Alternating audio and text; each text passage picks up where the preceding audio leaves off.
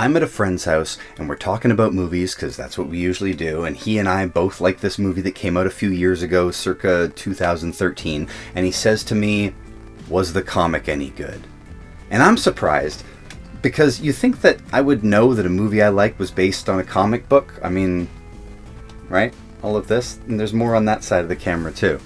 So I file that away to look at a later date, and that date is this day. So for the rest of this video, I'm going to be talking to all of you watching, but specifically, I'm talking to one dude. Dude, finally doing it. I'm talking about Two Guns.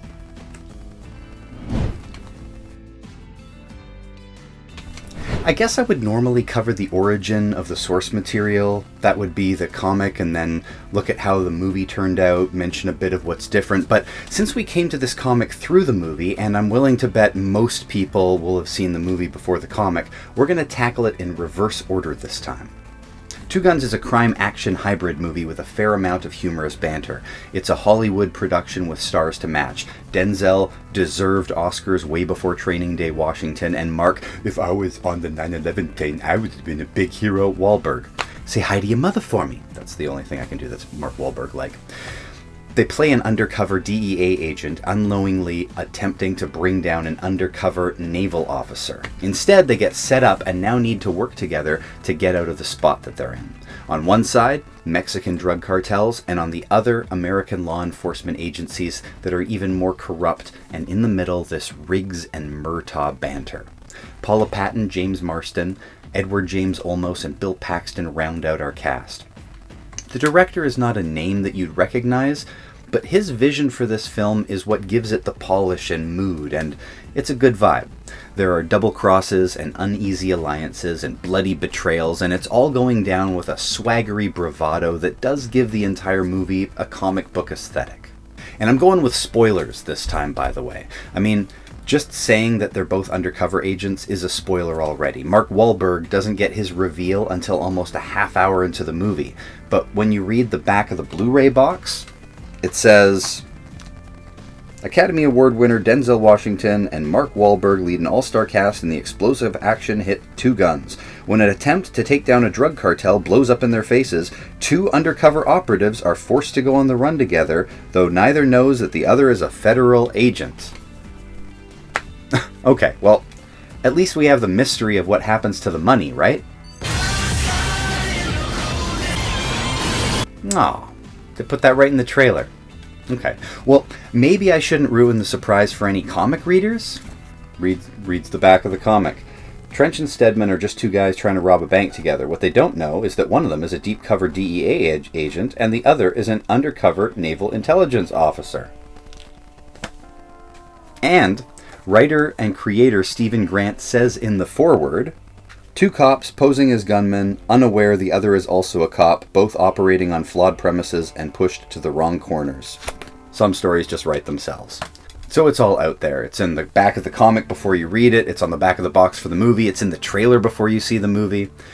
The movie has an almost Western swagger to it, a post-Tarantino talky crime flavor.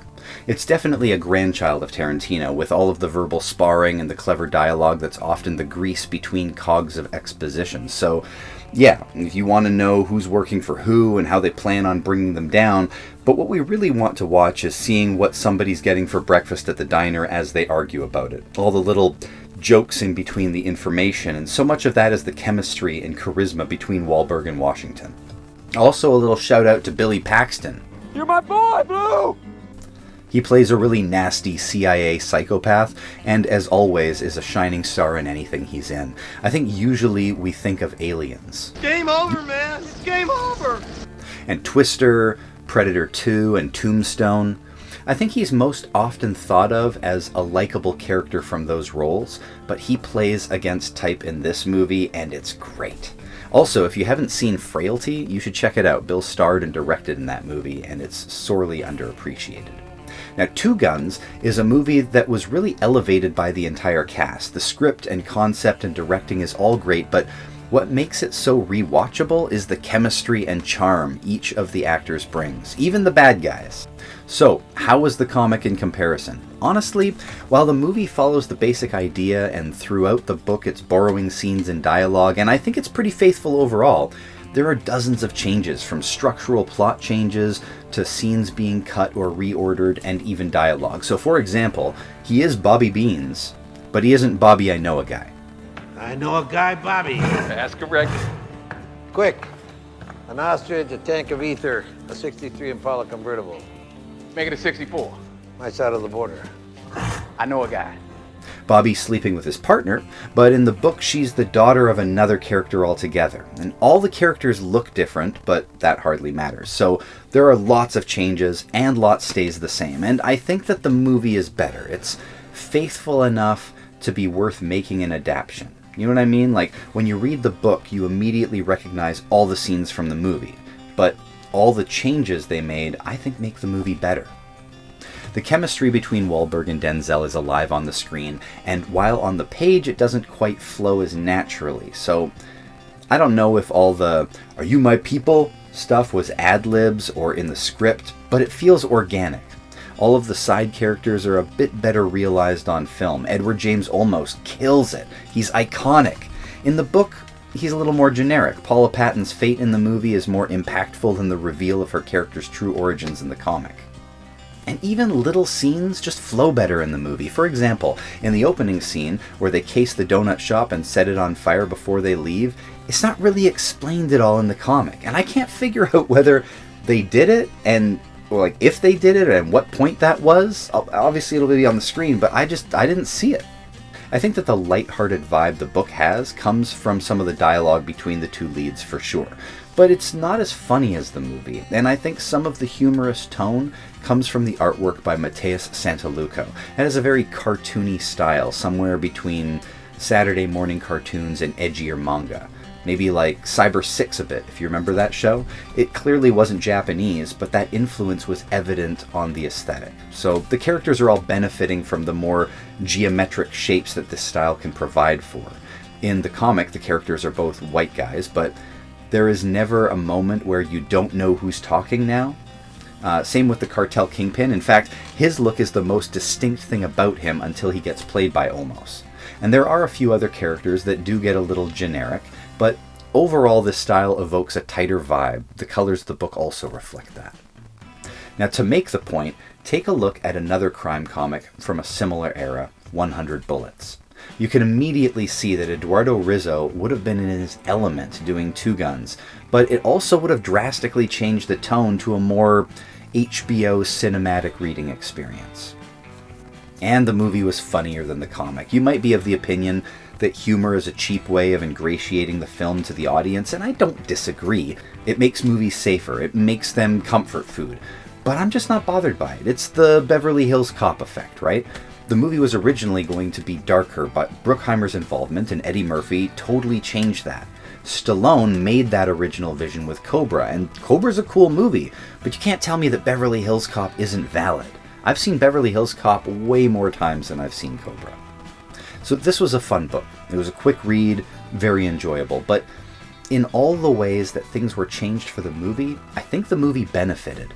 From tightening the plot, the benefit of action scenes and car chases being played out on the screen that's just more dynamic, the casting elevated it, and the new material only served to strengthen the story.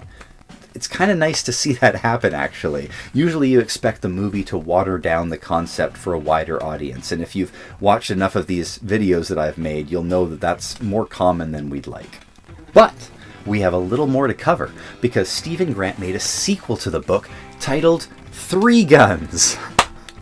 Now, this book came out the year after the movie, so it's hard to read it without reading it like a pitch for a sequel for the movie, to keep the momentum going. And this is a weird place to be in. You want the movie fans to be excited and to build heat for a Two Guns sequel movie, but you also have a cult comic that doesn't really look like the movie, with characters that don't really look like the guys from the movie, but clearly this book is going to move forward with the knowledge of the movie tone, so let's see. So the main idea here is clear. Add a third gun. So we get Bobby Beans back and Marcus, which is kind of weird since we only called him Stedman in the movie and in the first book. I had to double check on who Marcus was when I first was reading Three Guns. They're both dragged into another caper with the underworld and the feds, and this time it's the Russians, and one of their agents turns out to also be undercover. So that would be your third gun. The artist on the book changed to a more traditional comic art style, though still aesthetically close enough to Santaluco to not be unsettled with the style change. I love Queen and Country by Greg Rucka. I've recommended it on the channel before, but each story has a different artist, and while they're all good, it can be quite jarring when the styles change from story to story. Three Guns was fun, but I don't think it moved the needle on getting a movie sequel. I don't think that the first book made enough of an impact in pop culture that anybody was even anticipating the movie the first time around. I'm not sure many people knew it was a comic originally, and most didn't read it, so a comic sequel that's clearly a pitch for a movie sequel, it's a little try-hard. And then there isn't much to say about the sequel. It's good, it was fun, but it's a pretty standard crime genre type story. I do think that Denzel and Wahlberg would make it better, adding their banter to it, and I would want to see it.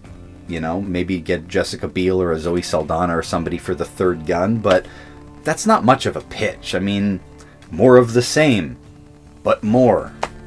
A sequel would be nice, but it's been over a decade and there's no heat on this franchise, so there's not much chance of a Four Guns comic. And that's the rundown for Two Guns. I hope you enjoyed it. Have you seen Two Guns? Have you read the comic? Do you agree Denzel deserved his Oscar for plenty of roles before Training Day? Do you also dislike Mark Wahlberg, but like Mark Wahlberg movies? What's that about? Hit the like and the subscribe button. Join my Patreon. It's free to join, so there's exclusive content there. Nothing's free these days, so you should enjoy that. I really appreciate your time and your support. Every comment, by the way, fuels me while toiling away editing for hours, so please, leave a comment. But any event, I'm going to be back next week. I'm going to see you next week. See you next week.